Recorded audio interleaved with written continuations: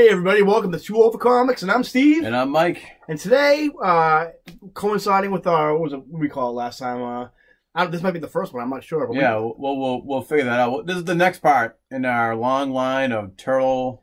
I think we call it Totally Turtles. Totally Turtles. On a video that either came out already or a video we haven't released yet. Yeah. It's on the movie one, so yeah. if you're watching this in whatever order, obviously we got our turtle gear on. Yeah, it doesn't really matter what order you watch it because it's great no matter what we do. Yeah, watch it in any order you want. Yeah. But anyway, we're not talking about movies. Today, we're talking about the comics. Yes. Comics is the OG of Ninja Turtles. Before there was movies, video games, toys. They were the comics. It's where it's all started from. It's where it all started from. Me growing up, I thought it was all from the cartoon.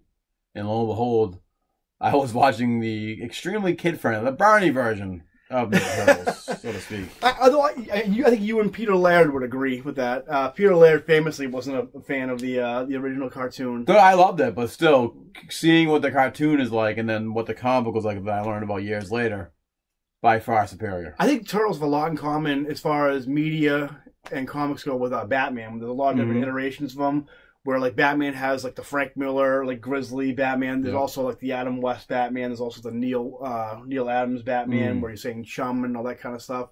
Well, the thing with the cartoon is that the Turtles wouldn't be this big if it wasn't for the cartoon. Oh, yeah. And we're going to talk about the cartoon in another episode. And a lot of people are like, oh, no, the comic book's really cool, but you think, I'm telling you right now, if it wasn't for the cartoon and the action line toys, there would be no Turtles. The comics were cool. Yeah. Let's talk about them right now. The first one we're going to talk about is the original Mirage. I don't know how you pronounce it, really. I never heard anybody say it out loud.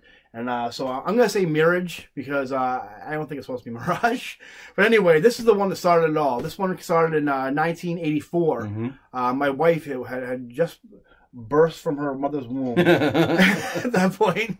I was 2 years old, so obviously I wasn't reading these comics yet. No, I was a year old, about a year, yeah. Two guys from, was it Portsmouth, New Hampshire? Something like that, somewhere, Rochester, New Hampshire, something to do with an R, I think it was. Kevin Eastman and Peter Laird, two guys who wanted to make their own comic, big fans of Daredevil and X-Men, and that kind of thing. And it clearly pays homage to it, where... Oh, yeah. In the first issue, you see... wasn't a blind man, but a guy got... somebody was helping a blind man. Oh. And the Secret of the Ooze... Let's get it out of the way right now.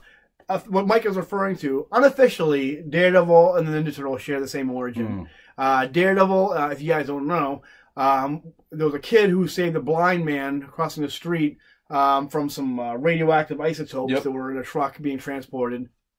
Supposedly, the kid, or maybe Matt Murdock, I guess it is. Yeah, and then I keep calling it Secret of the Ooze, but the ooze container hits him in the face. Yeah. And then it drops into the sewer. Yeah. And then it falls on the turtles. Because some kid's walking by with his baby turtles at the same moment. That's not happening, right? I don't know if it's a kid or if it's supposed to be Matt Murdock. I'm not sure, but either way, that same truck with the because they did that in the cartoon too.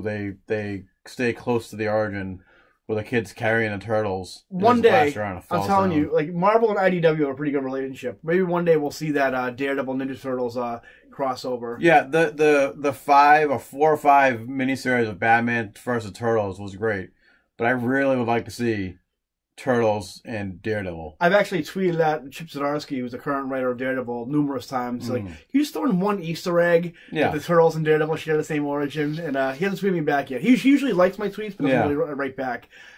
So anyway, we're going to talk about the Mirage series.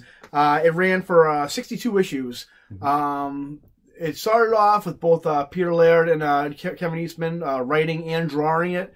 And I got to tell you, with both of them drawing it, the art is amazing. It cannot be oversold how great the art is. It was really great. The only problem is not so much that it wasn't black and white, is that it was kind of like gray and white. Yeah. It's a newsprint, so a newspaper, yeah. And the only issue, even as an adult, and I understand why they did this in the comic books, the later comic books and the cartoon, is for me, even as an adult, it's hard for me to know which turtle is which if they don't have their weapons. Because I got a lot of the reprints. Yeah. I unfortunately don't have the originals because they're mega bucks. Yeah. But I remember like one scene, and this was probably about 3 or 4 years ago. I'm like, which turtle is talking right now? They also, their personalities weren't really established until the cartoon anyway.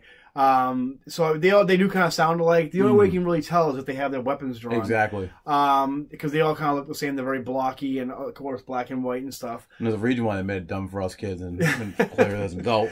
Good idea. So, I mean, this, so... Like a lot of people will say, those comics were very, very Frank Miller influenced. They're very, very dark and a lot more violent. A lot more violent. There was they used their weapons, and when they used their weapons, it wasn't just to deflect other weapons or kill robots. It was to actually kill human because they were ninjas. They actually drew blood and killed people. They didn't. I mean, a lot of people make it seem like there was like blood, sex, and there really wasn't. Not. It was just a violent, not ultra violent, but just a It was very much an 80s New York comic with ninjas.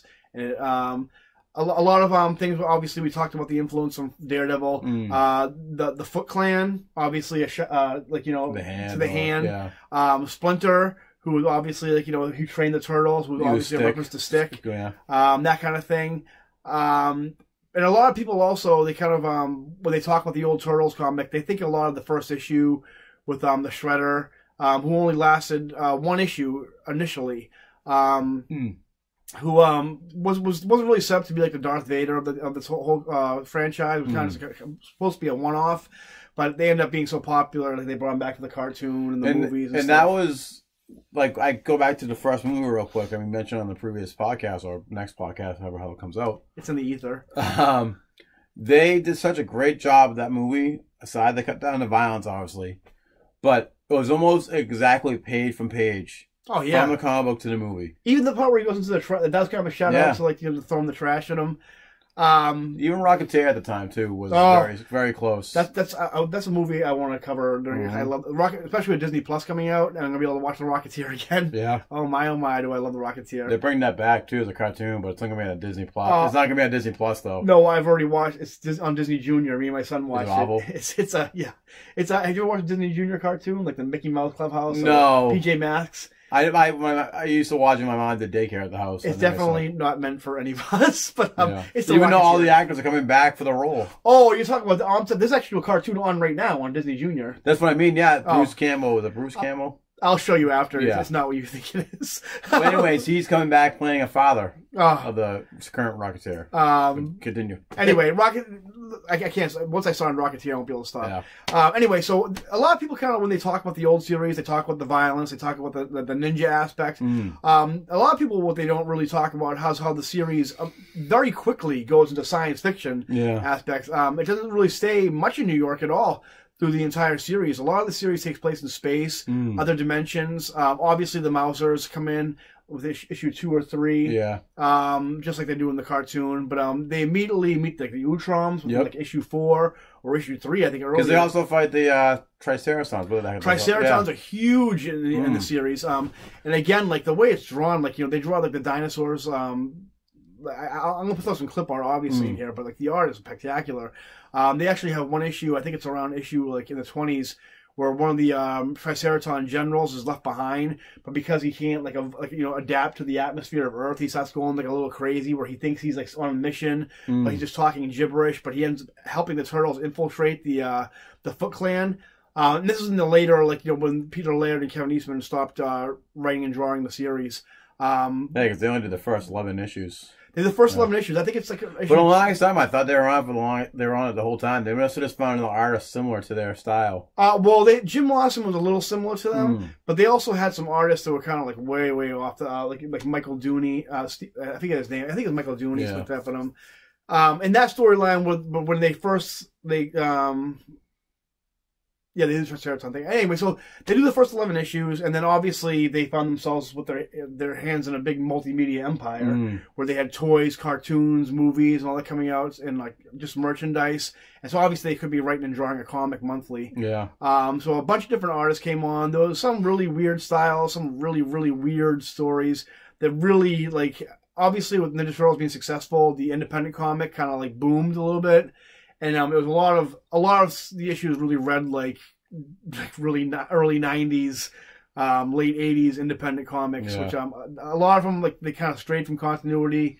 And it wasn't until basically, I think it was issue 45, where they come back. Peter Laird and Kevin Eastman come back for City at War. And that basically they shows them going back and infiltrating the Foot Clan. The Shredder comes back in 3 different forms. He comes back as, I think it was in the 2012 cartoon they had to shout out to this, or maybe the 2003 series, where there's 3 different like mutated versions of the Shredder. Yeah. Like one with like a spider legs and a huge brutish one. I feel like that might have been the 2012 one. It might have been, yeah. So those are in there, and they're really creepy, both in the cartoon and the comic. And then Oroku Saki comes back, like, you know, from the dead, like in some, like, it's kind of how they're doing right now in the current comics. Yeah, Shredder in hell, and yeah, so he comes back and Leonardo fights him, almost kills Leonardo, but then Leonardo cuts his head off. And they do that in the 2012 series too. Yeah, yeah, that's true. So and that's the end. After that, that's the end of the series pretty much. Throughout that, like we said, there's a bunch of weird sci-fi tales. There's some issues that look like it was drawn by the guy who did Ren and Stimpy. Yeah. And some really weird stuff. A lot of time traveling, a lot of dimension hopping. But all in all, it's a pretty good series. The ones that Laird and Eastman did are really solid. Yeah. The ones I think Jim Lawson did, those are the ones you're talking about that there's a style similar to him. Yeah, it was almost like either that or like I was reading it because I think the next one that's coming up is one I read.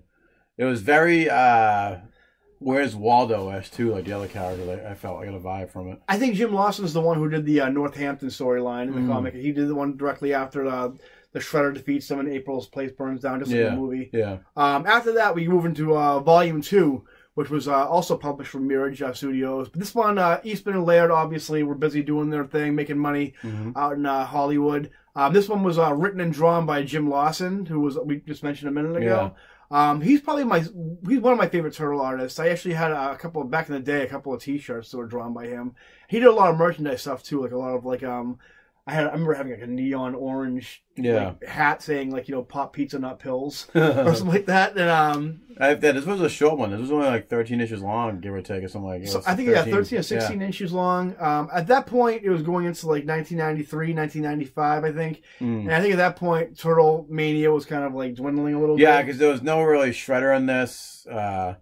This one kind of is like it takes place like after all the Foot and whatnot. Yeah. Baxter Stockman's in it, and he's I remember a lot of big machines. Yeah, he takes his brain out and puts it in a robot, and they fight him for the first 6 or 7 issues, and then at the end of that, when they stop fighting him, like DARPA, that was kind of a big thing in the 90s. It's like a government agency. Yeah. Oh yeah. I remember you talking about that. Yeah. They kidnap Raph during the fight with Baxter Stockman. And then the Turtles had to go after them with Casey Jones and some weird bald guy that used to work at DARPA that lives in Casey Jones' apartment complex. It's all coming back to me now. And then they go off and save them, and then that's basically the whole thing of that. And then this then goes into the Image storyline. The redheaded stepchild Ninja Turtle comics. Well, this one actually, there's a series that takes place during this, but we're going to talk about that last because there's a little more to unpack in that one. But this one, Eric Larson ended up taking the publishing rights to Ninja Turtles. Well, he didn't take them. They were Laird and Eastman kind of said, hey, like, you know, do whatever you want. Like, we don't know how much longer it's going to last, but you guys just do whatever the fuck. Make the most violent, off-the-wall comic you want with Ninja Turtles. Boy, did they ever. Yeah. This comic takes place, obviously, in the Image universe. Yeah. It was from 1996 to 1999. It was written by Gary Carlson and drawn by Frank Fosco. Mike, you're not a big fan of the art in this, huh? No, so in the beginning I was, and it just got progressively worse. It seemed like they were trying to mimic Eric Larson's artwork. I was going to say that too. And there's only one Eric Larson. Yeah. And he's a great artist. He did the covers for us, though. Yeah. Yeah. And he's a great artist, but even sometimes his work is a little... He's not no disrespect to him, because he's a great Spider-Man artist, Savage Dragon. He's a great comic creator. But he's not what he used to be. No. And this guy's kind of like how Larson ended up being when he's starting off his career. I remember you telling me about this series one time in a comic book long time ago, yeah. You were unaware of it for a little while. And I was, and I was like so like dead set on this. Like, Leo loses a hand. That I didn't know. But Donnie becomes a cyborg. Rat becomes Shredder. I remember telling you about the series, and you were like, "What the fuck?" And I couldn't wait to read it. And then so hard to find them. They never did any reprints of it or anything until IDW came out with Urban Legends. And this series right here went back to the Volume 2 was printed in color, and the other series were in color. This one went back to the black and white roots, which was actually a little odd considering it was Image, where they had such good colorists and good artists. IDW currently now is reprinting them, calling it Turtles Urban Legends. Yeah, yep. And it's all in color. It looks a little better, but these storylines were a lot more fast-paced than the original Mirage It was videos. definitely for the time during the 90s, because they tried incorporating like superheroes into it, and like... Well, they tried to integrate it into the Image universe. Yeah, like I've got the name of one of the superheroes. He's like a Batman character, rip-off type character. I can't think of who it is. And... I think it's probably a Savage Dragon type character. I know the Max was in one issue. It seemed like I didn't really realize, because I still haven't got to finish it, because the Urban Legends hasn't... the Urban Legends up to issue 17. Yeah, so I haven't been able to finish the series yet. They actually never completed the series in an original run. That there's 3 issues that never got finished, or they're actually publishing now in a 3-parter the IDW. But it just seemed... Maybe it is finished. All I know that the last one I've read was 17. Okay. Maybe that's when our comic book stuff stopped bringing them in, but... I remember it seemed like they were trying to create a super... I didn't realize it was in the Image continuity. But Savage Dragon shows up. There's a team up with Savage Dragon. I got that one shot. Yep. But I thought that was just... Well, they're in Image, so they'll do a one-shot crossover thing. But it seemed like at the time, when I was reading Urban Legends, that it was some type of... They were making their own universe with Turtles. And then doing superheroes in it. And I'm like... well, this one, in the first issue, they make mention that it's the Turtles' 18th birthday, so they're not teenagers anymore. And they're kind of like, a little bit directionless, like, the Shredder's gone, and, all the original mainstays, like the Rat King, all that, and they're kind of dealing with, like, new villains. Like, they're dealing with, like, some type of cyborg villain. Cyborg villains in the very first one. Like this ninja lady who, they kidnap Splinter, and then they go after to try and find Splinter, and then Splinter turns into a freaking bat or something like that. King Komodo, I think his name is. Like their new kind of like arch rival, seemingly anyway. And he turns Splinter into like a bat, mindless bat. That was his next form of mutation. Yeah, was him turning into a rat, a rat to a bat. Which a mindless bat. Someone's gonna need to explain that one to me. Wanted nothing more than to kill the Turtles too. Leonardo, like we mentioned, he loses his hand at one point. He kind of becomes... That must happen towards the end, because I don't think it does. He kind of becomes more of the hothead of the group a little bit, actually. So as much as people think Rise of the TMNT cartoon is a little off base, that actually took place in the Turtles Volume 3.